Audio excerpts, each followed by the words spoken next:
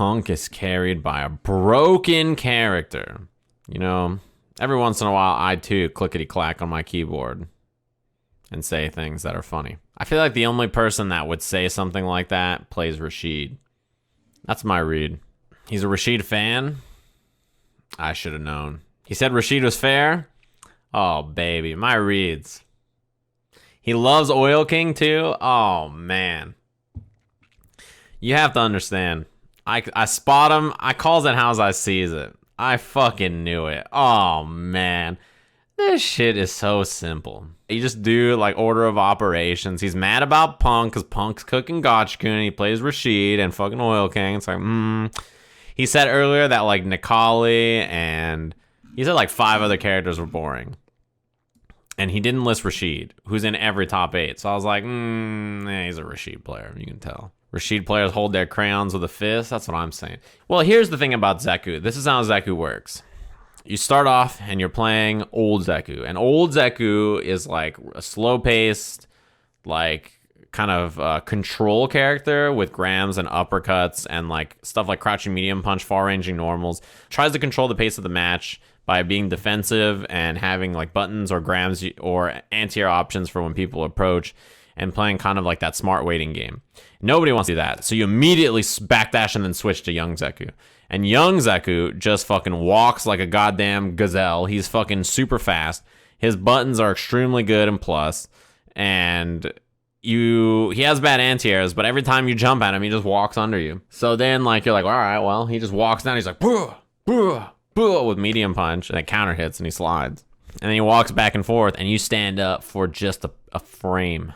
Just a half a frame. It doesn't even have to be a full frame, and that motherfucker slid. His damage output and combo routes are very, very strong because he has the ability to switch back and forth between the stances to give him whatever Oki or setup he wants.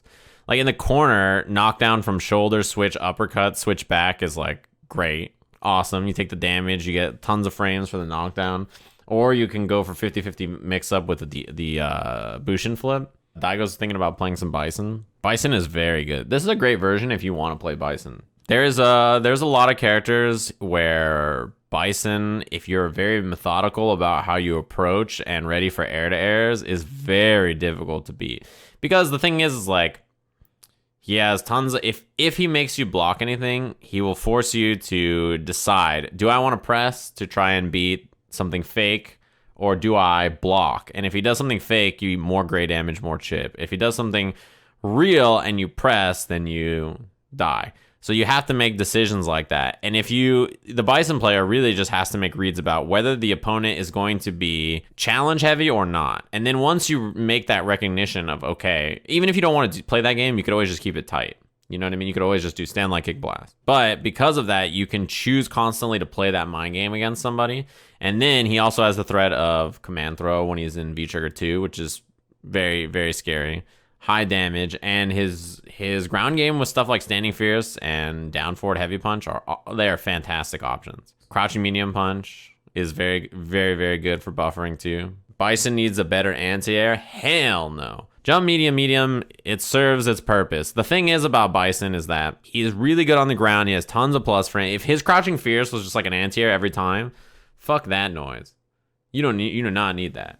Yeah, I don't know that they should nerf Bison either. I think Bison is, as far as I'm concerned, in a fine place. He's very strong, but I think he's in a fine place. He's a very fun character to play. Karen versus Bison, in terms of like comparing the characters or the matchup itself. Karen is one of the few characters that I think can reliably walk down Bison and make him not just sit there and play his normal ground game. And she doesn't need to jump, so really you can just walk in and out. And also she has one thing about Karen that I think people don't talk about that often is her backdash. Her backdash is excellent for escaping and then whiff punishing. Whether it be because your opponent's pressing and you backdash and then they whiff something and then boom, you hit them, or whether you're backdashing and they like a Bison slide or a scissor kick or something like that. Her backdash is excellent because it covers just enough space for her to be in range for a whiff and then crouching medium kick.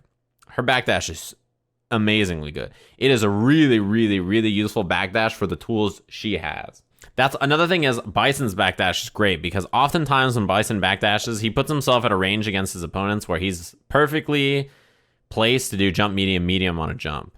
You know what I mean? Like when Bison backdashes after his pressure or after like a blast. You do Psycho Blast, and then you backdash, and your opponent jumps forward.